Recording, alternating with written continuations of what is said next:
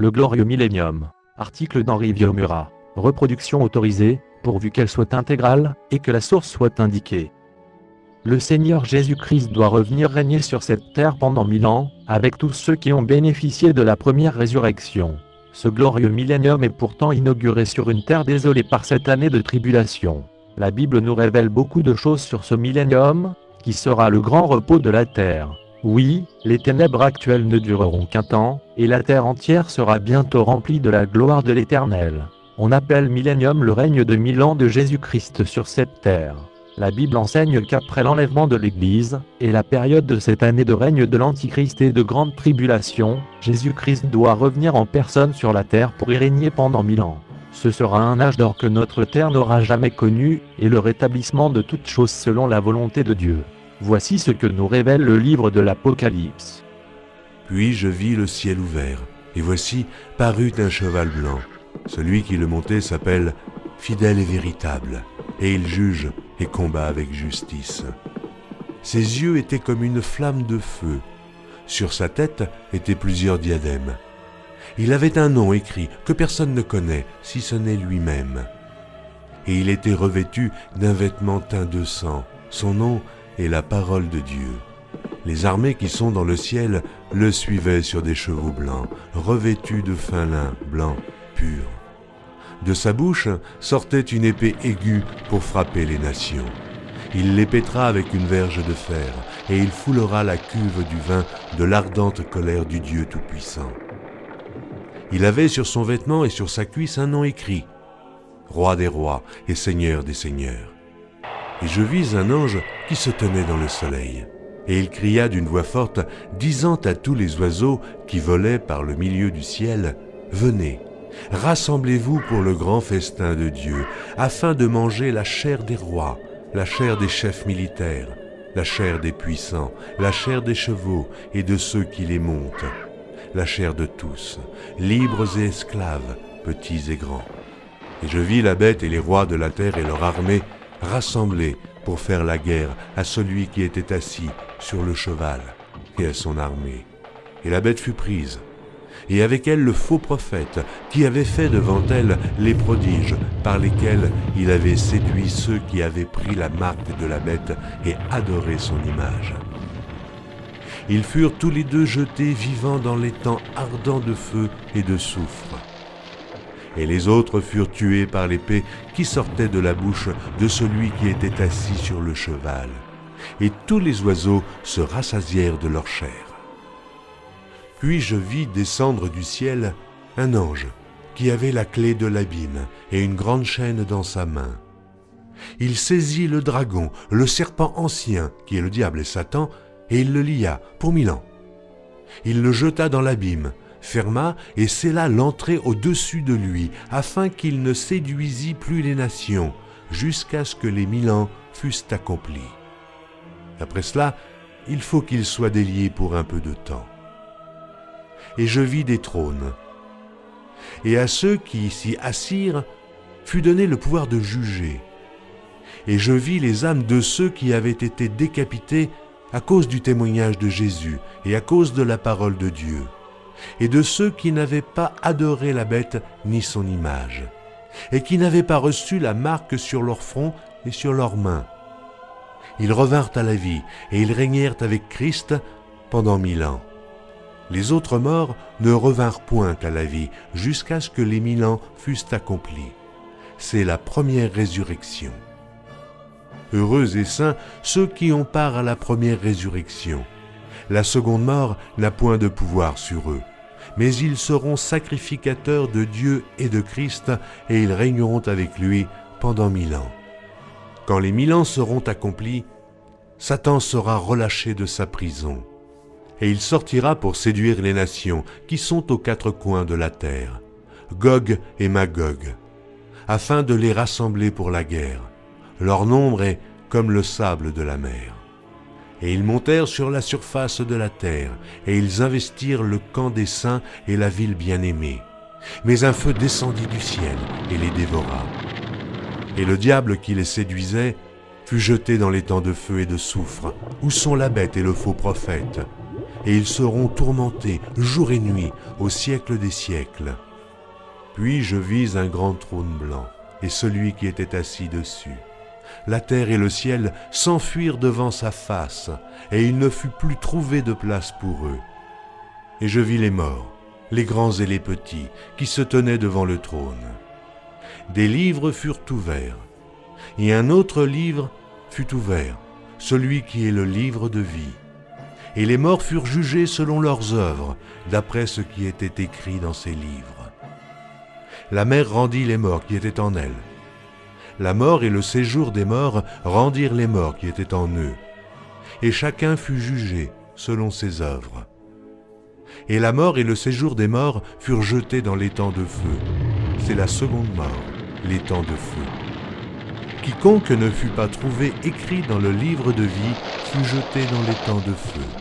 Apocalypse 19, 11, 21 et chapitre 20. Ce court passage présente une description puissante et saisissante, qui part de la fin des temps présents, parcourt le règne de 1000 ans du Seigneur, et se termine par l'ultime bataille finale de Gog et Magog, et par le jugement dernier devant le grand trône blanc. Cette longue période de 1000 ans est encadrée par deux grandes batailles, la bataille d'Armageddon, qui opposera les forces de l'Antichrist à celles d'Israël, et la bataille de Gog et Magog, qui opposera les armées de tous ceux qui auront été encore séduits par Satan, et celle du Seigneur Jésus, regroupées dans le camp des saints et dans la ville bien-aimée. Lors de la bataille d'Armageddon, au moment où les armées de l'Antichrist sont sur le point de vaincre et de détruire Israël, le Seigneur Jésus et ses armées célestes apparaissent en gloire et en puissance, et mettent en déroute les forces du mal. L'arme du Seigneur est toujours sa parole, épée aiguë à deux tranchants. Toutes les armées ennemies sont détruites. Tous ceux qui avaient accepté la marque de la bête et adoré son image sont mis à mort, avec leurs chefs, et leurs cadavres sont jetés en pâture aux oiseaux du ciel.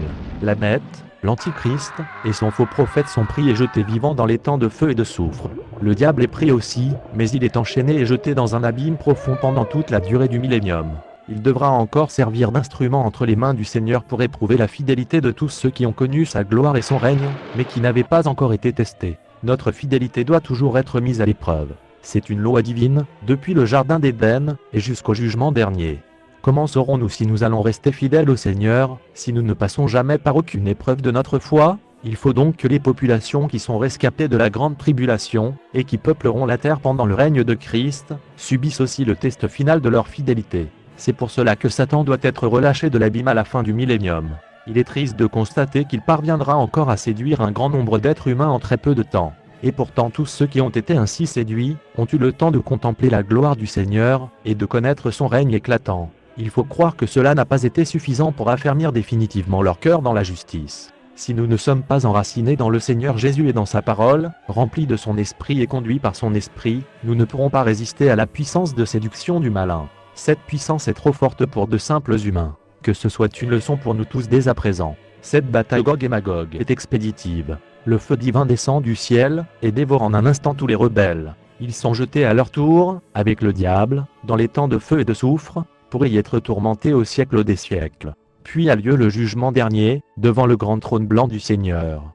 Tous les morts qui n'ont pas bénéficié de la première résurrection reviennent à la vie, et sont jugés selon leurs œuvres. Certains ressuscitent pour la vie éternelle. Ce sont tous ceux qui, au cours des millénaires et des siècles précédents, avaient reçu le salut par la foi et par la grâce, mais n'avaient pas été jugés dignes de faire partie ni de l'épouse de Christ, ni des saints de l'ancienne alliance, ni des martyrs de tous les temps.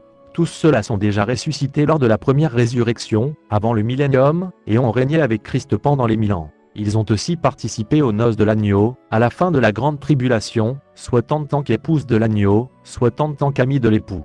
Tous ceux-là ont déjà reçu la vie éternelle, et la résurrection de leur corps. Ils ne sont donc pas concernés par le jugement dernier. Ceux qui ressuscitent devant le grand trône blanc sont donc, d'une part, tous ceux qui sont destinés à être sauvés, mais qui ne faisaient pas partie de ceux qui ont eu part à la première résurrection, et, d'autre part, tous ceux qui, depuis l'époque d'Adam et Ève, et jusqu'à la fin du millénium, sont destinés à être perdus, parce qu'ils ne se sont pas repentis de leurs mauvaises œuvres, n'ont pas accepté le salut que Dieu leur offrait, et sont morts dans leurs péchés. Les sauvés ressuscitent pour la vie éternelle, et les perdus ressuscitent pour le jugement. Ceux qui ressuscitent pour la vie éternelle iront s'établir sur la nouvelle terre que Dieu va créer, et ceux qui sont perdus seront jetés dans le lac de feu et de soufre. Certains théologiens chrétiens ne croient pas que le millénium soit une période réelle de 1000 ans. Ils enseignent qu'il s'agit d'un chiffre symbolique, qui désigne une longue période. D'autres encore nient complètement qu'il y ait un millénium, ou enseignent que nous sommes déjà, en tant qu'Église, dans le millénium spirituel de Dieu.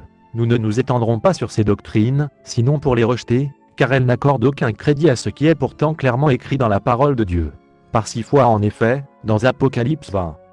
2 à 7, l'apôtre Jean parle bien d'une période de 1000 ans et d'un règne de 1000 ans. Nous n'avons aucun droit de spiritualiser ces versets, en niant le sens littéral de ce qui est écrit.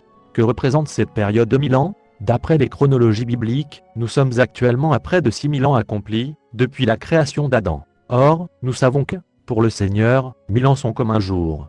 Mais il est une chose, bien-aimés, que vous ne devez pas ignorer, c'est que, devant le Seigneur, un jour est comme 1000 ans, et 1000 ans sont comme un jour.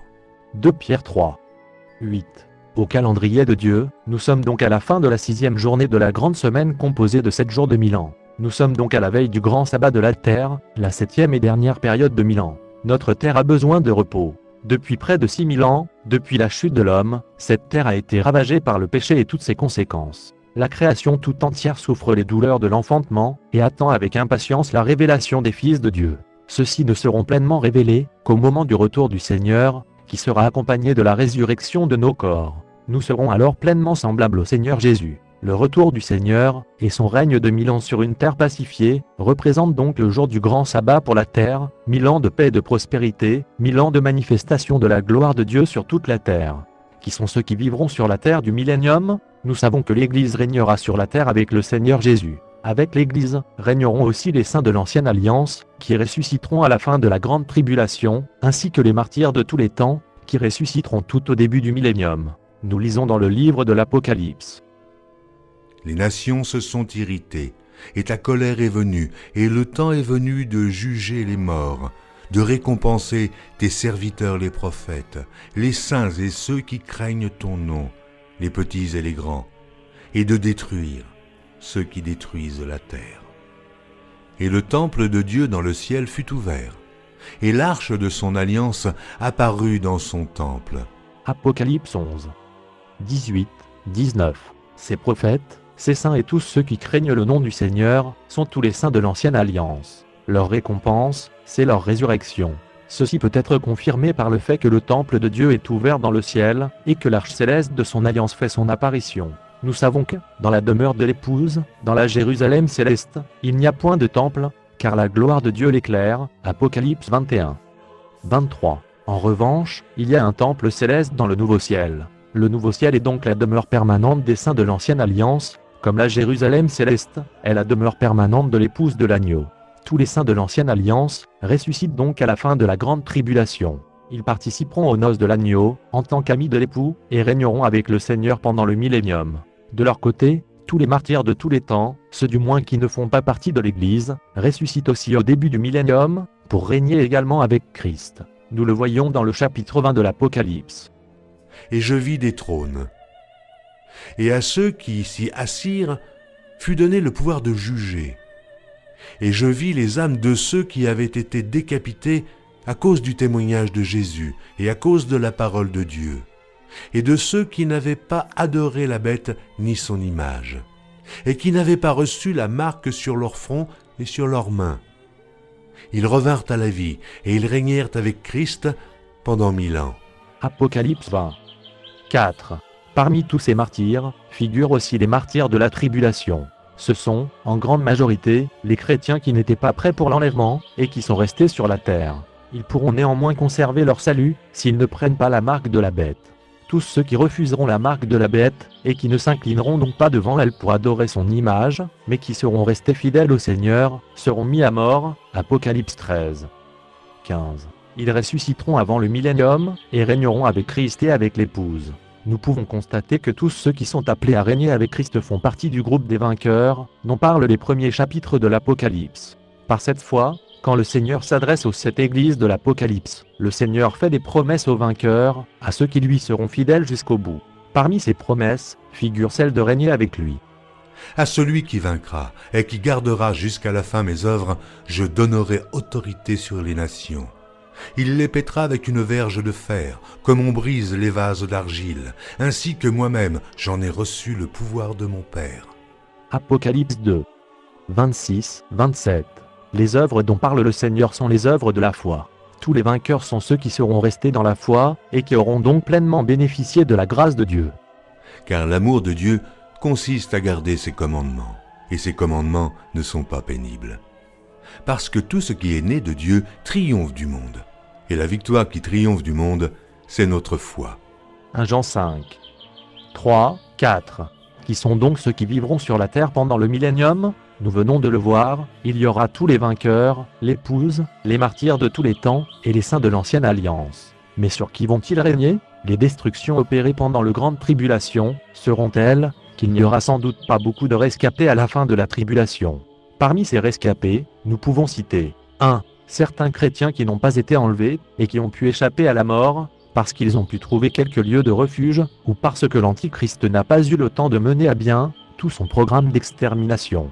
Il existe déjà certains lieux de refuge préparés par le Seigneur, dans lesquels pourront être gardés un faible reste qui échappera au massacre. Par exemple, lors d'un dernier voyage en Corse, nous avons reçu que certaines régions de la Corse serviraient de lieux de refuge. Mais il y en aura d'autres, répartis dans le monde entier. Nous pouvons lire dans Apocalypse 12. 13, 18 que le diable pourchasse la femme qui a enfanté l'enfant mâle, celui qui a été enlevé au ciel dès sa naissance, et qui est appelé à paître les nations avec une verge de fer, comme Christ. La femme, qui représente ici les chrétiens qui n'ont pas été enlevés, tandis que l'enfant mâle représente les vainqueurs qui ont été enlevés, a pu s'envoler au désert, dans un lieu où elle a été nourrie pendant 3 ans et demi, loin de la face du serpent. Celui-ci va alors faire la guerre au reste de la postérité de la femme, ceux qui gardent les commandements de Dieu, et qui ont le témoignage de Jésus-Christ. Ce sont aussi les chrétiens qui n'ont pas été enlevés, mais qui ne bénéficient pas de ces lieux de refuge, et qui mourront martyrs. 2. Une partie des Juifs rassemblés en Israël et à Jérusalem, et qui survivront à la bataille d'Armageddon. Zacharie 13. 8 prédit que 2 tiers des Juifs qui seront présents dans le pays d'Israël à cette époque périront, mais qu'un tiers survivra. Ces survivants feront partie de ceux qui peupleront la terre au début du millénium. Parmi ces survivants juifs, figurent les 144 000 juifs, qui ont été marqués du sceau de Dieu sur leur front, et qui ont été gardés par le Seigneur pendant toute la tribulation. Apocalypse 7. 3, 8. 3. Les païens qui ont pu échapper au système de contrôle du royaume de l'Antichrist. Il s'agira sans doute en priorité de païens, qui vivront plutôt dans certaines régions reculées de notre terre, régions sans intérêt immédiat pour l'Antichrist, qui devra sans doute s'occuper en priorité des régions riches et peuplées de la planète. Nous ne devons pas oublier que l'Antichrist disposera d'un temps relativement limité pour mettre en œuvre son programme. Cette année, la première moitié de la tribulation, 3 ans et demi, sera relativement prospère et calme. Le temple de Jérusalem sera reconstruit. Les Juifs, dans leur grande majorité, vont recevoir cet homme providentiel comme leur Messie, et revenir en masse en Israël. Seuls les chrétiens qui n'ont pas été enlevés seront pourchassés pendant cette première moitié de la tribulation. Les Juifs, quant à eux, ne seront persécutés que lorsque l'Antichrist se proclamera Dieu dans le temple reconstruit, au milieu de la tribulation, et que les enfants d'Israël réaliseront alors avec horreur qu'ils ont été trompés. Ce sera le temps de l'angoisse de Jacob. Même si les choses iront très vite, il faudra quand même un minimum de temps pour que l'Antichrist mette définitivement en place son nouvel ordre mondial. Mais certaines parties du monde, isolées et pauvres, échapperont sans doute, dans un premier temps, aux griffes de la bête. C'est probablement parmi ces populations que figureront le plus grand nombre de rescapés de la grande tribulation. Mais il y aura aussi des rescapés dans les pays riches et développés. Ces rescapés auront compris ce qui se passe, et iront tenter de vivre en autarcie dans des régions reculées, ou dans des endroits où ils pourront, par la grâce de Dieu, échapper au système de contrôle absolu mis en place par la bête. Nous pouvons constater dès à présent que de nombreuses personnes, qui ne sont pas chrétiennes, ont les yeux ouverts sur le nouvel ordre mondial en formation, et se préparent activement à lui résister ou à organiser leur vie, afin de tenter d'échapper à ce système dictatorial qu'ils voient venir. La situation sera semblable à celle qui a existé pendant la dernière guerre mondiale, lorsque les Juifs étaient pourchassés dans toute l'Europe.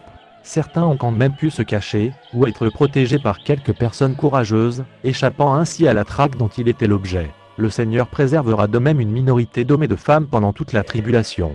Tous ceux-là ne formeront sans doute qu'un petit nombre de rescapés. La population mondiale est aujourd'hui évaluée à 6,8 milliards d'êtres humains. Quand nous constatons les destructions opérées pendant la grande tribulation, nous ne pouvons que conclure que le nombre de ces rescapés sera sans doute très restreint.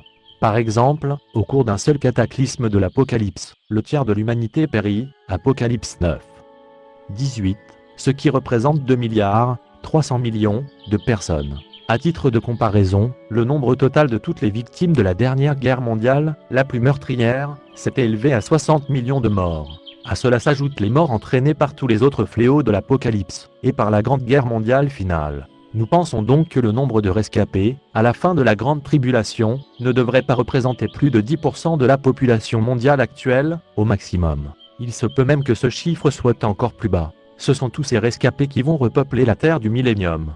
Compte tenu de la paix et de la prospérité, et aussi de l'allongement de la durée de la vie, la population mondiale devrait se multiplier très rapidement pendant le millénium. Il nous suffit de voir, par exemple, que les 70 personnes de la famille de Jacob, qui s'étaient réfugiées en Égypte, sont devenues en 450 ans, un peuple de près de 3,5 millions de personnes. Pendant toute la durée du millénium, il y aura donc deux catégories d'êtres humains, qui vont coexister sur la terre, d'une part, les rescapés de la tribulation et leurs descendants et, d'autre part, ceux qui régneront sur eux, et qui sont déjà passés par la première résurrection. Les rescapés de la tribulation, et leurs descendants auront des corps comme les nôtres actuellement. Ils devront naître, vivre et mourir comme nous aujourd'hui. Ils devront se convertir au Seigneur Jésus pour être sauvés. Mais ceux qui se convertiront ne pourront plus faire partie de l'Église, car le temps de la grâce sera passé. Ils feront partie de tous les sauvés, qui habiteront sur la nouvelle terre, après le jugement dernier. Et, s'ils meurent avant la fin du millénium, ils ressusciteront devant le grand trône blanc, et seront jugés selon leurs œuvres. Que dit la Bible à propos de ce glorieux millénium? Le millénium sera la période la plus glorieuse de toute l'histoire de l'humanité, sur notre terre actuelle. Ce sera la période où s'accompliront en particulier, toutes les prophéties concernant le Messie glorieux. Le trône de David sera rétabli, et le Seigneur Jésus régnera sur la terre entière depuis Jérusalem. La terre actuelle sera purifiée et restaurée, et la gloire de Dieu la remplira. De nombreux versets de la Bible décrivent cette période. Nous pouvons citer, par exemple, les passages suivants. Il arrivera, dans la suite des temps, que la montagne de la maison de l'Éternel sera fondée sur le sommet des montagnes, qu'elle s'élèvera par-dessus les collines, et que toutes les nations y afflueront. Des peuples s'y rendront en foule, et diront « Venez, et montons à la montagne de l'Éternel, à la maison du Dieu de Jacob, afin qu'il nous enseigne ses voies, et que nous marchions dans ses sentiers. Car de Sion sortira la loi, et de Jérusalem la parole de l'Éternel. Il sera le juge des nations, l'arbitre d'un grand nombre de peuples. De leurs glaives ils forgeront des hoyaux, et de leurs lances des serpes. Une nation ne tirera plus l'épée contre une autre, et l'on n'apprendra plus la guerre. Maison de Jacob, venez, et marchons à la lumière de l'Éternel. Ésaïe 2, 5. Manifestement, cette prophétie n'a jamais encore été réalisée, et ne s'accomplira que pendant le millénium. Puis un rameau sortira du tronc d'Isaïe, et un rejeton naîtra de ses racines. L'Esprit de l'Éternel reposera sur lui. Esprit de sagesse et d'intelligence, esprit de conseil et de force, esprit de connaissance et de crainte de l'Éternel. Il respirera la crainte de l'Éternel. Il ne jugera point sur l'apparence, il ne prononcera point sur un oui-dire. Mais il jugera les pauvres avec équité, et il prononcera avec droiture sur les malheureux de la terre. Il frappera la terre de sa parole comme d'une verge, et du souffle de ses lèvres il fera mourir le méchant. La justice sera la ceinture de ses flancs, et la fidélité la ceinture de ses reins. Le loup habitera avec l'agneau, et la panthère se couchera avec le chevreau. Le veau, le lionceau et le bétail qu'on engraisse seront ensemble, et un petit enfant les conduira. La vache et l'ours auront un même pâturage, leurs petits un même gîte. Et le lion, comme le bœuf, mangera de la paille. Le nourrisson s'ébattra sur l'antre de la vipère, et l'enfant sevré mettra sa main dans la caverne du basilic. Il ne se fera ni tort ni dommage sur toute ma montagne sainte, car la terre sera remplie de la connaissance de l'Éternel, comme le fond de la mer par les eaux qui le couvrent. En ce jour, le rejeton d'Isaïe sera là comme une bannière pour les peuples. Les nations se tourneront vers lui, et la gloire sera sa demeure. Ésaïe 11. 1, 10. Cette prophétie décrit manifestement le règne de justice et de paix du Seigneur Jésus sur cette terre, pendant le millénium. Quelle gloire sera alors manifestée? Combien la création tout entière soupire après cette gloire. Pouvez-vous imaginer une terre remplie de la connaissance de l'Éternel? Il y aura sans doute encore des pécheurs pendant le millénium. Tous ceux qui naîtront auront toujours une nature de péché, et devront se convertir. Mais la gloire de Dieu sera tellement manifeste sur la terre que ceux qui s'endurciront dans le péché seront en tout petit nombre, par rapport à la grande masse de ceux qui se convertiront. Ce sera exactement le contraire de la situation actuelle, où un petit nombre de justes sont confrontés à une énorme masse de pécheurs. N'oublions pas non plus que le diable sera enchaîné dans l'abîme, et ne sera plus présent pour tenter les hommes, pour dérober, égorger et détruire. Réjouissez-vous plutôt et soyez toujours dans l'allégresse, à cause de ce que je vais créer. Car je vais créer Jérusalem pour l'allégresse, et son peuple pour la joie. Je ferai de Jérusalem mon allégresse, et de mon peuple ma joie. On n'y entendra plus le bruit des pleurs et le bruit des cris. Il n'y aura plus ni enfants ni vieillards qui n'accomplissent leur jour. Car celui qui mourra à 100 ans sera jeune, et le pécheur âgé de 100 ans sera maudit. Ils bâtiront des maisons et les habiteront. Ils planteront des vignes et en mangeront le fruit. Ils ne bâtiront pas des maisons pour qu'un autre les habite. Ils ne planteront pas des vignes pour qu'un autre en mange le fruit. Car les jours de mon peuple seront comme les jours des arbres, et mes élus jouiront de l'œuvre de leurs mains. Ils ne travailleront pas en vain, et ils n'auront pas des enfants pour les voir périr. Car ils formeront une race bénie de l'Éternel, et leurs enfants seront avec eux. Avant qu'ils m'invoquent, je répondrai. Avant qu'ils aient cessé de parler, j'exaucerai. Le loup et l'agneau paîtront ensemble, le lion, comme le bœuf, mangera de la paille, et le serpent aura la poussière pour nourriture. Il ne se fera ni tort ni dommage sur toute ma montagne sainte, dit l'Éternel. Ésaïe 65, 18, 25. Cette prophétie concerne aussi le millénium. La mort ne sera abolie que pour ceux qui régneront dans leur corps ressuscité, mais les rescapés de la tribulation et leurs descendants seront encore soumis à la vieillesse et à la mort. Toutefois, la durée de la vie sera considérablement rallongée, comme la durée de la vie des arbres. Il y aura encore des pécheurs, mais le pécheur qui mourra à 100 ans sera jeune. Il est possible que la durée de la vie des hommes redevienne aussi longue que celle des tout premiers hommes, avant le déluge, lorsque les hommes vivaient au-delà de 900 ans. Le prophète Osée annonce aussi un âge d'or pour Israël. En ce jour-là, dit l'Éternel, tu m'appelleras mon mari, et tu ne m'appelleras plus mon maître. J'ôterai de sa bouche les noms des Baals, afin qu'on ne les mentionne plus par leur nom. En ce jour-là, je traiterai pour eux une alliance avec les bêtes des champs, les oiseaux du ciel et les reptiles de la terre. Je briserai dans le pays l'arc, l'épée et la guerre, et je les ferai reposer avec sécurité. Je serai ton fiancé pour toujours. Je serai ton fiancé par la justice, la droiture, la grâce et la miséricorde. Je serai ton fiancé par la fidélité, et tu reconnaîtras l'Éternel.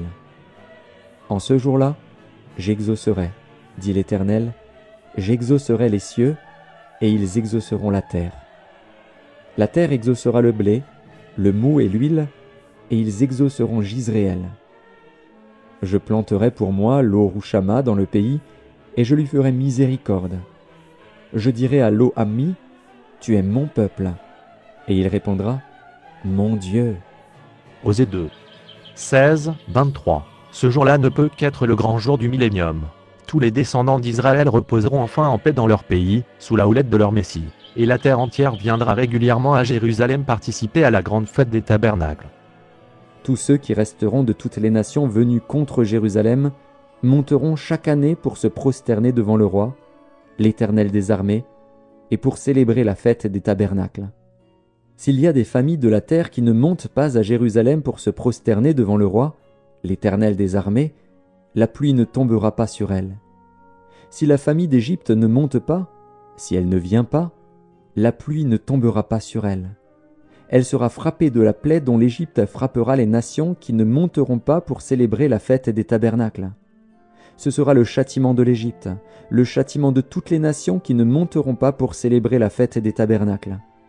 En ce jour-là, il sera écrit sur les clochettes des chevaux « Sainteté à l'Éternel ». Et les chaudières dans la maison de l'Éternel seront comme les coupes devant l'autel. Toute chaudière à Jérusalem et dans Juda sera consacrée à l'Éternel des armées. Tous ceux qui offriront des sacrifices viendront et s'en serviront pour cuire les viandes. Et il n'y aura plus de marchands dans la maison de l'Éternel des armées en ce jour-là. Zacharie 14, 16, 21. Oui, le Seigneur régnera véritablement avec une verge de fer. Là encore, le prophète annonce ce qui se passera pendant le millénium. Il prédit que des sacrifices seront à nouveau offerts dans la maison de l'Éternel à Jérusalem. Cela signifie que le temple de Dieu sera reconstruit à Jérusalem. Ce temple ne sera pas celui qui avait été rebâti au début de la tribulation, avec la permission de l'Antichrist. Mais c'est le temple du millénium, décrit par le prophète Ézéchiel au chapitre 40 à 48 de sa prophétie. Le temps de la grâce ne concerne que la période de l'Église. Au cours du millénium, nous pouvons constater, dans Ézéchiel et d'autres prophètes, qu'il y aura encore des sacrifices d'animaux dans le nouveau temple de Jérusalem. Contrairement aux sacrifices de l'Ancien Testament, ces sacrifices du millénium ne seront pas faits pour annoncer le sacrifice de Jésus, mais pour le rappeler. Une forme de loi sera à nouveau en vigueur, et la mention de la verge de fer signifie que le temps de la grâce sera passé. Toutefois, ni la gloire visible de l'Éternel, ni la verge de fer ne seront suffisants pour garantir que tous les habitants de la terre, au cours du millénium, seront définitivement à l'abri de la séduction. Car, nous l'avons vu, il suffira que Satan soit relâché de sa prison, pour qu'il parvienne à nouveau à séduire des peuples nombreux comme le sable de la mer, aux profondeurs de la déchéance de cette nature humaine souillée par la chute. On peut se demander comment il peut être encore possible que ces peuples, qui ont contemplé la gloire de Dieu, et le Seigneur lui-même, pendant toutes ces années, puissent encore être séduits par le diable en si peu de temps. Il faut croire qu'ils n'avaient acquis qu'une connaissance superficielle du Seigneur, et que leur cœur ne lui était pas entièrement consacré. Mais cette fois, le jugement du Seigneur sera brutal et sans appel. Le Seigneur tirera un trait final sur toute cette ancienne création, et il va créer un nouveau ciel et une nouvelle terre, sur lesquels sa justice régnera éternellement. Bien-aimés, nous sommes une nouvelle fois à une croisée des chemins. Le Seigneur Jésus revient très bientôt enlever son Église, son épouse. Tous ceux qui ne seront pas enlevés vont connaître les affreux de la grande tribulation, et n'ont aucune garantie d'être sauvés. La porte de la grâce est encore ouverte, mais pour peu de temps. Il vous est encore possible de vous repentir de vos péchés, d'entrer en Christ, et de recevoir la vie éternelle. Il vous est encore possible de vous tourner vers le Seigneur Jésus, qui vous fera grâce pour tous vos péchés, et qui vous fera naître de nouveau. Vous pouvez encore vous faire baptiser, et demander au Seigneur de vous remplir de son esprit, afin de pouvoir marcher dans la sanctification jusqu'au retour du Seigneur. Ne faites pas partie de tous ceux qui vont amèrement regretter de ne pas avoir écouté les derniers avertissements du Seigneur. Mais venez rejoindre sans tarder tous ceux qui, dès à présent, s'écrient avec l'Esprit, « Viens, Seigneur Jésus ».